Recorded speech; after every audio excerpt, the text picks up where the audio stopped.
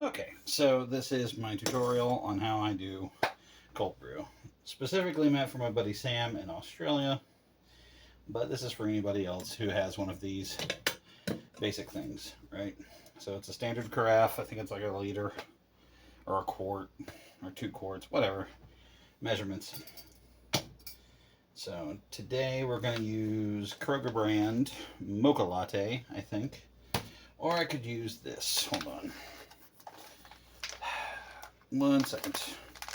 It is Kawi or Kauai Coconut Caramel Crunch. This is specifically being made so that I can indulge a couple of my friends from work who sent a bunch of tamales home with me, and they sent me a glass of homemade tempache in this thing. So at least this much of my cold brew is going to be going to somebody else. But today I'm going to do coconut caramel crunch, I think, because I liked it. It had a very nice, bouquet to it. It was very sweet and floral and robust and stuff. But so just pour this in here.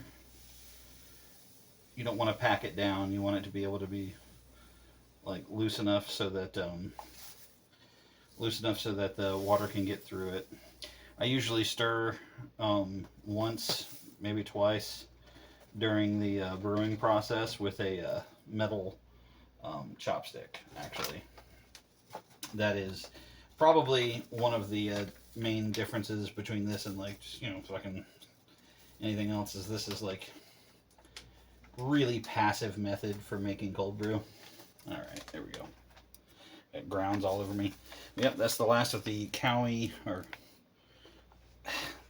Bailey, I'm going to need you to fucking tell me how to pronounce that word again, because I don't remember.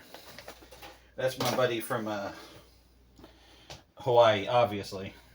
Well, I think, well, I don't know if he's from Hawaii, but he's always been in Hawaii as long as I've known him, so if anyone should know, it's him. So you just put it in there. There we go. Real quick, just take a peek. Hold on. Can't aim this camera.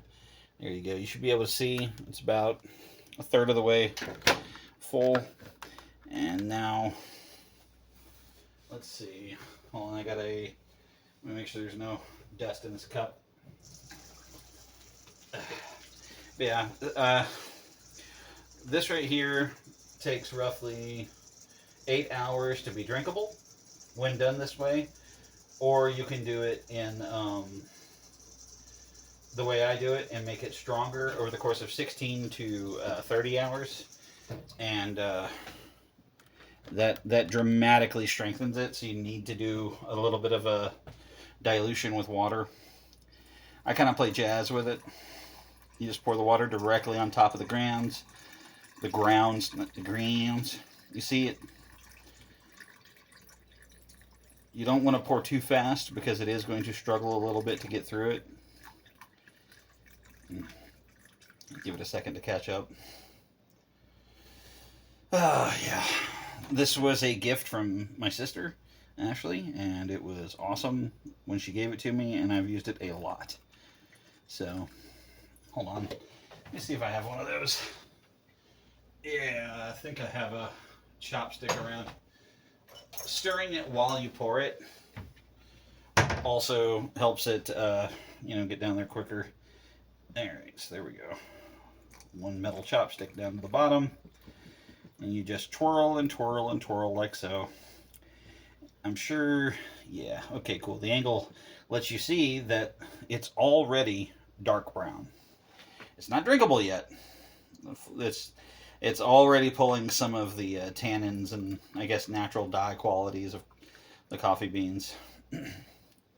This cup is a commemorative Dungeons & Dragons Honor Amongst Thieves cup that we got. Me, Ashley, and Randy went and saw the movie at NCG Theaters. Best theaters around, hands down. Usually 2 full cups of these is enough to top this thing off here and get it set up. The dredging process, the pulling the tube out, it's got a little hanger on it, on the top of it. And you can just pick it up like so. See the little hanger? Yeah. Yeah. Typically what I'll do whenever I dredge it, I'll pull it out and the displaced space goes down from full to about here. So I'll pour more water in when it's like this, right? And that will get the remaining dredge out, like the stuff that's stuck in between the grains, the extra flavor, you know. I'll do a whole cup like that, and then I'll fill it all the way up to the top. It's farting on me. Ew. But yeah, that's this is how I cold brew. It's not super granular or difficult. Fuck me, god damn it. I meant to put some of this on there. I was gonna put some cinnamon in it because my friends are Latino and they put fucking cinnamon on everything and it's awesome. You know, it's not too late, actually. It's not too late. So you just pull this out so it doesn't get in the way. Alright, crack that open like so. Get a little bit more in there. What this is going to do is, because the finer particles of the cinnamon will likely get through the grain of this, it's going to add essence of cinnamon to it and actual physical cinnamon as well. So they're getting cinnamon coconut mocha cold brew, you know. And I will also get to enjoy some. I usually dilute it, 2 parts coffee, 1 part water usually, but you don't have to. Just be ready to be extremely fucking ready to go to the bathroom after like about 9 ounces of it. Like a standard 8-ounce coffee cup, like one of these, you know, is enough to get you through the morning. But if you're somebody who's sort of inured to the more potent forms of cafe, then it's going to need more. You're going to use more. It gets strong and it ramps up quick. Just let it top off. I can really, really smell it, by the way. It's going to be very fragrant, very full-bodied, very smooth. Honorable mentions for types of coffee as well to do with this. If you don't need a lot of caffeine, do a chicory and coffee blend. I'm not kidding. Chicory and coffee cold brew. Oh, man. Chicory has a nice toasty, almost buttery note to it. And that completely comes through with cold brew, especially when you let it steep too long like I do. So expect a... it will have caffeine levels like normal coffee instead of being less caffeinated than normal. If you're trying to cut the acidity as well, some people put a little sprinkle of salt in their hot coffee. You can put a little bit of salt on this as well, and that you do taste it. You can. It's not like really unpleasant or whatever. It's not super pungent and punchy and whatnot. But anyhow, this is just a basic how-to tutorial for standard cold brew procedure. Let me just put this in the fucking sink here. Yeah, I need to do the dishes.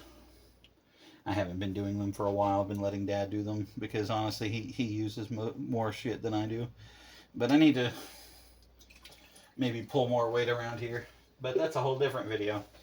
And then you just cap it and put it in the fridge and you're good to go.